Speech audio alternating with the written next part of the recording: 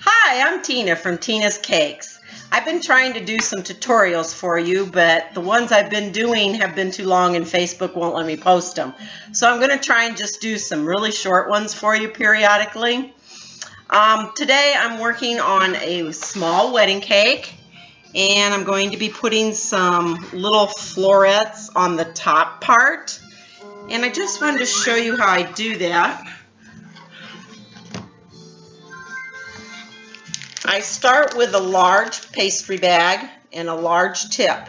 This is bigger than the normal size, and this is tip number 1M.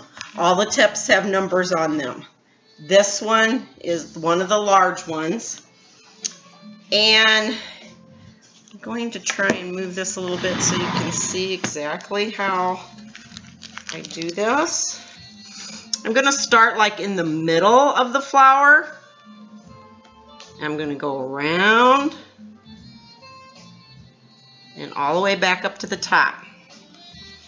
And these are going to be done all along the bottom here.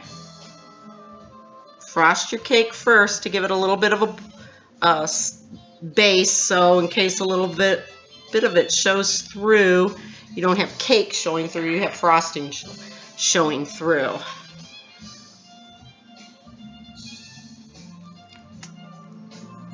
So you just make a little swirl with it. If you have some spots that show up that didn't get filled in, you can always go back and fill those in a little bit. When you come back and do the next row, start in the center of two of the flowers and just go like that in the center.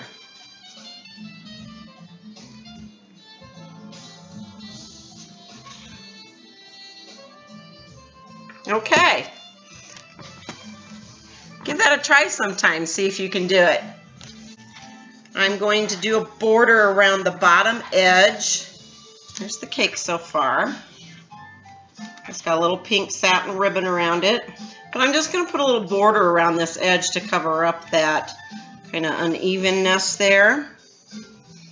And I'm just going to take a 12-inch bag. I've cut the tip off of it with my scissors. You put a coupler down through the center,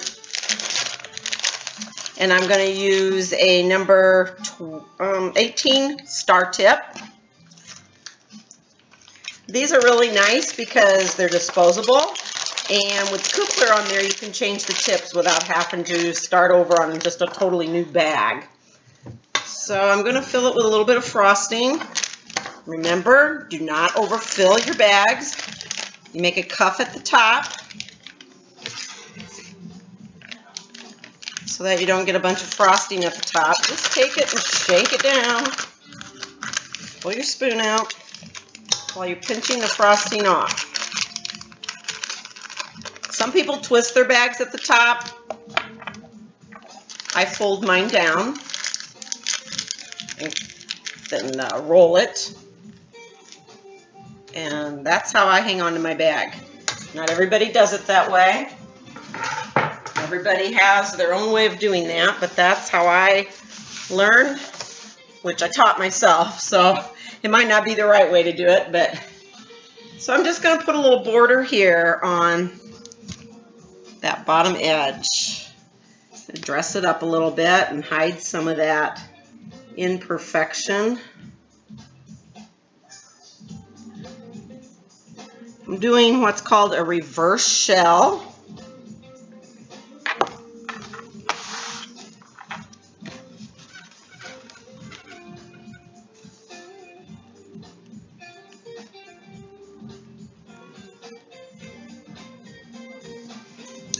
I'm trying to cover up this around here a little bit.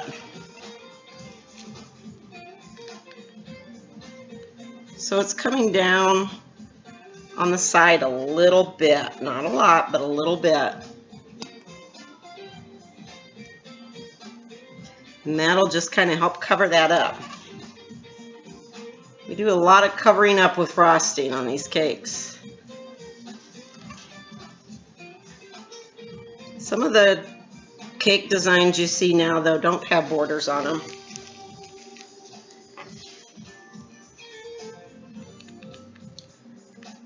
I've been trying to learn that technique too, but I keep so busy with my regular cakes, sometimes it's hard for me to learn something new. So this is the back of the cake. This is the front of the cake. Lighting today is kind of bright. I don't know why. Maybe I don't know if I can dim it down. There's a way to dim down my lighting, but I don't remember how to do it. So we will have to put up with the lighting. Okay. I'm not going to put a border on the bottom because of the ribbon there. I think that's a nice crisp edge down there, so it doesn't need anything but the ribbon.